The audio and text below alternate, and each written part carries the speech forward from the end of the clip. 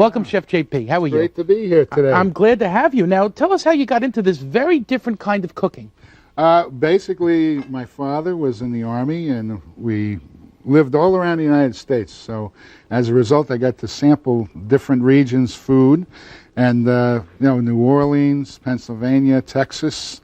Over the course of the years, I became just aware of how different all the places in America are. And that's what I try to celebrate in the food here. It's amazing. And even at Yazoo City, there's so many different dishes that you can get involved with there. The times that I've eaten there, I mean, you can go Cajun if you want, and it kind of changes all the time when you're there, right? Yeah, it spans the spectrum in spice and flavor. Some's more intense, some is a little milder. We always have a nice broiled seafood or something like that for people who like their food a little more plain.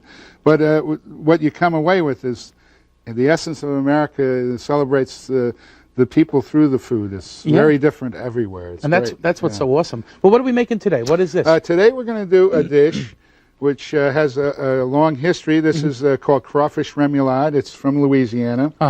And the dish, actually, the sauce started in France many, many years ago, and it was originally created about the same time the English created tartar sauce. So it was sort of like a cocktail condiment, and they used that primarily on meat at that time. Really? Okay. The Louisianians, being the creative people that they are, they made it into a zesty cocktail sauce, sort of the opposite of with the traditional red with horseradish cocktail sauce.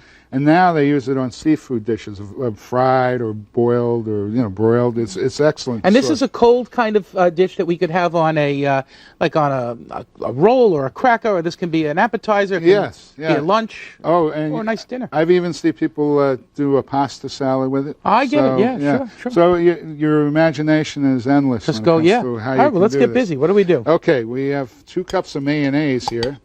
For those who like to challenge themselves, you can make your own mayonnaise with oil and eggs, but I recommend, for time's sake, to get the old prepared stuff and you're ready. Sure. Okay, so we're going to put 2 cups of mayonnaise in there, and here we have a 1/4 cup of finely diced celery and scallions. This gives it some texture there. Now you're a guy too, like your whole family's involved in the restaurant, right? So you have. Oh yeah, my daughter Molly, who goes to St. John's Catholic she's in High Catholic School here in Long Island. My wife Loretta is my dessert chef, as well as working the front of the house. So it's a family affair. Yeah, and that's beautiful. That's a good thing. This ingredient. Now look at that. That's beautiful. I mean, this is a 1/4 cup. Well, we're going to put a 1/4 cup of my homemade red vinegar. Really? Which, as I can tell you, is delicious. It has a sweet flavor to it. And how you make it, you can slice red onions, Bermuda onions, put them in a container, boil up some white vinegar, put some sugar in the boiling vinegar, and you simply pour it over the onions, seal it tightly, let it sit overnight, and the result that's what comes out. That's beautiful. Vinegar. And it's good for a lot of things in addition to this, right? I use it in our house salad dressing at the restaurant. Really, and a lot of different I can imagine. flavors. Okay, we added the vinegar now. Here we're going to add, this is a combination of ingredients. Now what is that? Okay, we have 3 tablespoons of ketchup. 1 tablespoon of dark brown mustard. Okay, sure. Horseradish, mustard, ketchup.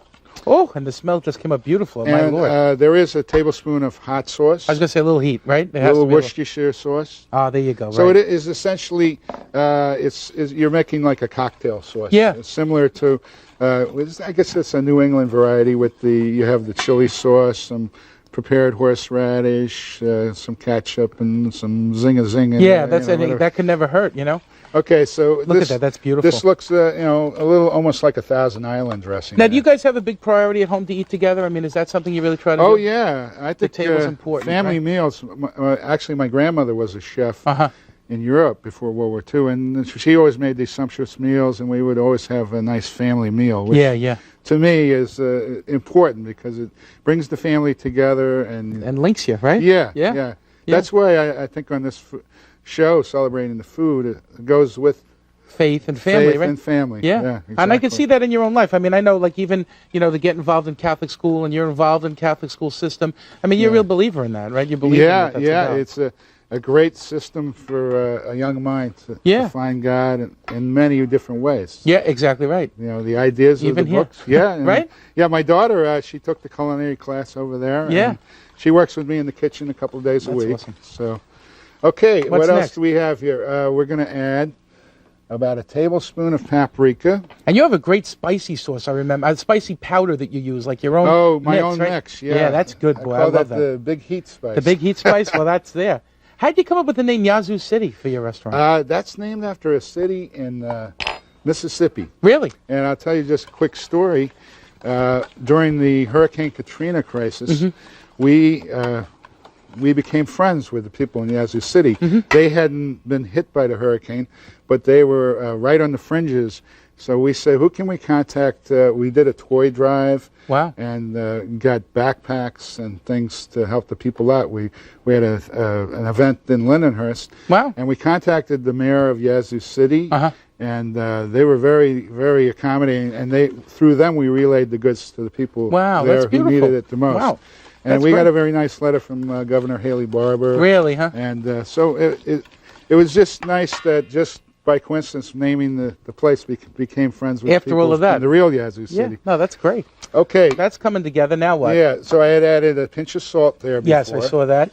Now this is a half a lemon, which I've seeded. I've left the peel on, though, diced it very fine. Nice, yeah. So you're going to get a nice lemony flavor Yeah, that's in there. beautiful. So we're going to, that and the celery is going to give you some nice texture. Okay, so this is all coming together. And now what else? Okay, so now we're going to add our crawfish. Okay, so shall I just pour those boys in? Yeah, there we go. And you do that. I'll chop up the tomatoes so we can get this going. And these are nice plum tomatoes, right? Yes, these are the plum tomatoes, which you can find in any of your local markets. And they're beautiful. I mean, they just look wonderful, too. They're nice. And then, you finished mixing this thing up by hand? Is that the story? Yes. Now, I was just going to say, I'm a tactile person. I like to get right in there. Look at that. I think that's great. The greatest chefs, when they were kids, played in the mud. Yeah, I think that's the story, right? Yeah.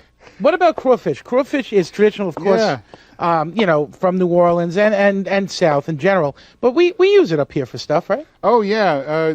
They actually can be found in the Northeast, in riverbeds and places like that, although we don't farm them like they do down in Louisiana. Right. But they're similar, like langostinos. They look like little lobster tails. Little baby, and they kind of taste that way, too, but a little, right? It's now gotten to the point where, here, I'll give you this. And we're going to serve this up? We're going to put the lettuce on there. Lettuce on the bottom? Yeah. All right, I'll get that going. I'll get a little... There we go. I dropped a little there, but we'll have to get that later. Crawfish you can find in most of your seafood markets now. And that's great because there's so many dishes you can make with that. Oh, sure, right? So we're going to just spoon this. Look at how nice that looks. Over. Wow, that's beautiful. Fresh chopped romaine lettuce. And that's how you serve it up? I mean, oh, beautiful. We serve it, sometimes with crackers or toasted bread rounds. And does the tomato go on the top here? Yeah. If you're having folks over for a little, just a party or a cocktail party, a little scallions. A little scallion. Well, we're going to take a quick break. I'm going to keep working here. And Chef JP is going to cook many other things with us. Another hot recipe coming right up, so don't go anywhere. Lots more real food to come.